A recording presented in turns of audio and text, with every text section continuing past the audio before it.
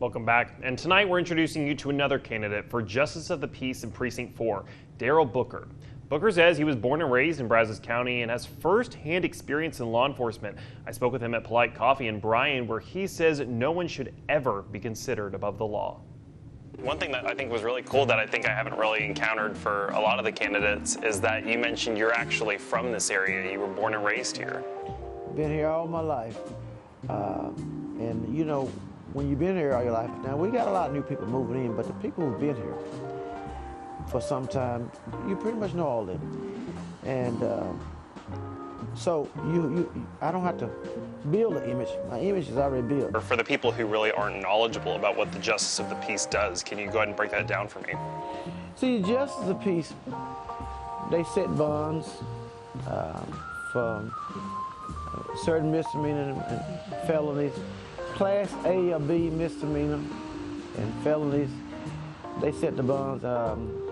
They handle civil matters up to $20,000, I think. They stay pretty busy. Why is setting that bond rate so important? Well, in setting a bond, the first thing you remember, according to the law, a bond itself should not be his punishment.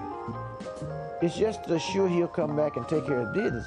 Punishment stays is when you go to court and if they find him innocent and guilty. Let me be clear about that. According to the law, the bond itself should not be the punishment. You mentioned you worked at the sheriff's office. What was that like for you? Working in the sheriff's department, it's an experience that I like. You meet lots of people. Because when I retired, I was on the inside. I was supervisor of the department. And you meet all kinds. You meet sickly, you meet healthy, you meet aggravated ones. You deal with all people of all sorts, but the main thing is you want to make sure they treat it fairly. In your own words, what does fairness mean to you?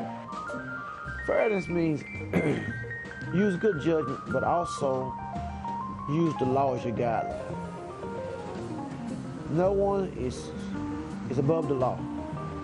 And if the law says, make sure you judge him fairly according to the law. Do you consider safety one of your pillars in your campaign? When you get aggravated people that are doing bad things to the citizens, you got to protect them, And so that's why each case is individually looked at, but I give a little more emphasis on the safety of the public.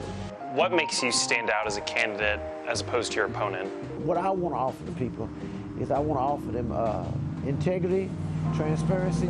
I want everyone to feel that when they go in my courtroom that he is going to be heard, and I'm going to value all of them's opinion, and I'm going to apply the law fairly. There are politicians out there who believe there are some things they have to keep amongst themselves before acting on it and informing the public. Do you believe at the end of the day that transparency is the most important thing for the people? Transparency is very important. Now, like I said, using good judgment, if you got something active and going on and it jeopardize the integrity of the case, you got to hold that until everything's in. So that would be the only situation where I think you would hold something to a period of time. And I think there's a select few politicians who really want to run for office because they believe that their agenda is superior to what's currently in place. Where does that line up with your experience? It lines up to be, I'm running for office because I deeply care for the community and I want to do what's right. As far as being a leader, I guess anybody can be a leader as long as you're leading right. As far as agenda, my agenda is what it is.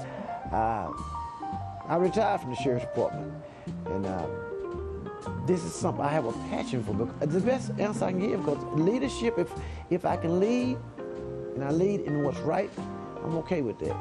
But as far as me as a human being, I'm just one in the community. I don't think that puts me ahead of no one, because no one is above the law. And we continue with our Coffee with Candidates series next week, where we'll be introducing you to some city council candidates and a big race in Brazos County you won't want to miss.